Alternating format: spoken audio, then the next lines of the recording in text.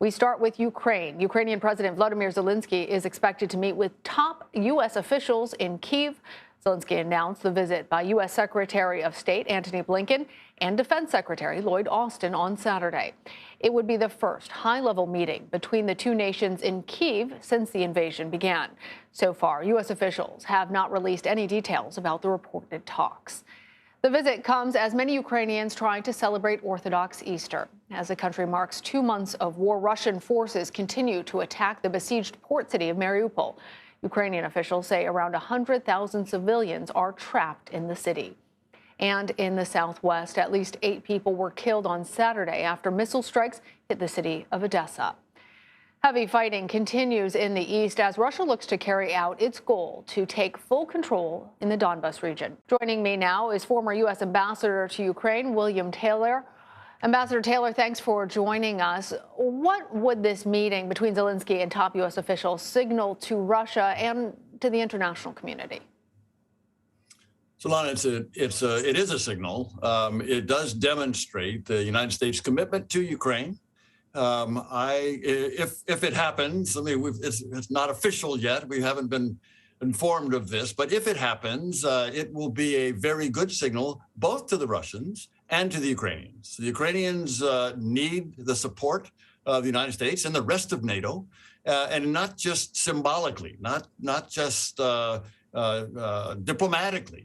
No, they need the support of NATO for weapons. I also just want to ask you if it is odd that we heard President Zelenskyy announce this, but haven't gotten confirmation from the U.S.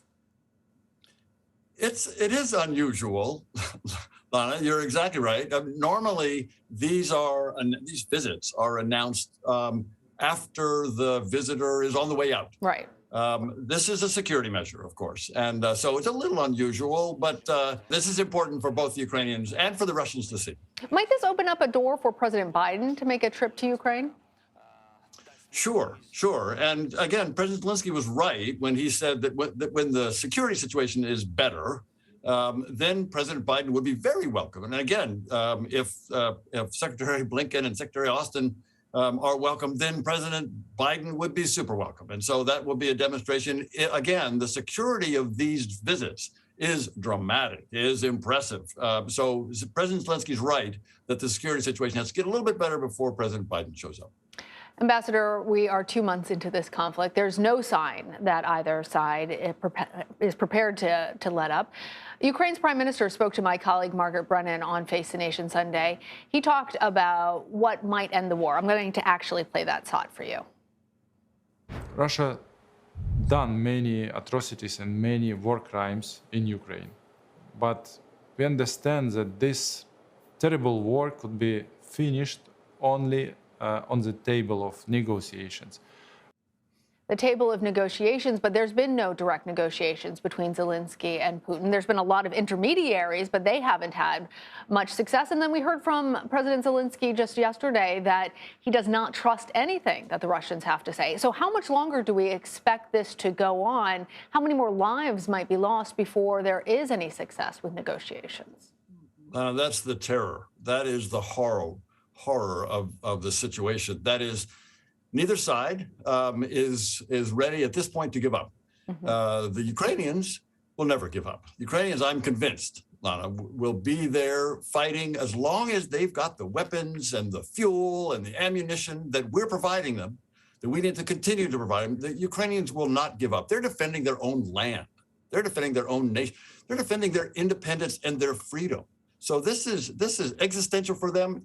For the Russians, it's a war of choice. It's a war that had no provocation, no justification, no rationale. And the soldiers, the Russian soldiers, they don't know why they're there.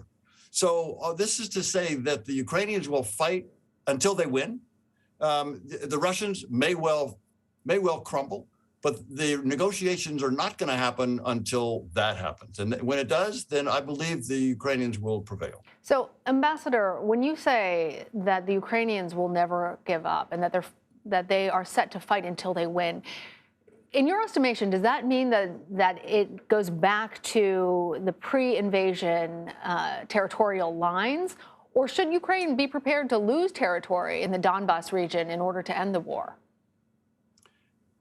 the Ukrainian people, and President Zelenskyy is a perfect vector for the Ukrainian people. They will not give up their claim to their territory, their land, including Donbass, including Crimea, for that matter. They will not give this up. They will continue to fight. They will agree to disagree, as they have for the last 8 years on Crimea, for example. They've not been fighting for Crimea. They've been fighting for Donbass for the last 8 years since the Russians first invaded. But that's the kind of situation I would expect if the Russians try to maintain some presence in parts of Ukraine. The Ukrainians will not give up their claim to that. And in the end, the Russians will be driven out, or they will have to withdraw. Lana, we remember what happened in Afghanistan for the Russians. The Russians went in, occupied, and they were run out by the Afghans. And the Ukrainians are much stronger, much more coherent than the Afghans. So the Russians are in trouble.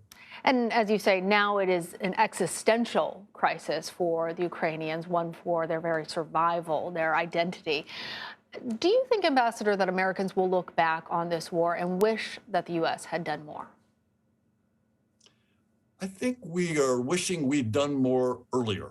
We'd done more sooner. We provided the wish we'd provided the Ukrainians more weapons, more support, more ammunition, more training earlier on. I mean, as I said, this started in 2014. It probably started before that. But in 2014, we knew what the Russians were up to. We knew they were invading their neighbor. And we knew that the Ukrainians were going to have to fight and defend themselves and really defend us. That's the other important thing, Lana, that we will look back and we will see the Ukrainians are defending and were defending and have defended the United States and NATO and Europe. And so, yes, we should have been doing more earlier, but now we're at full speed. I'm convinced that the tap is open, the spigot is open, and this flow of weapons will continue, and it will, in the end, allow the Ukrainians to win. Ambassador William Taylor, I have so much more I want to talk to you about, but I think that that's a powerful point on which we should end this conversation. Thank you. Thank you, Lana.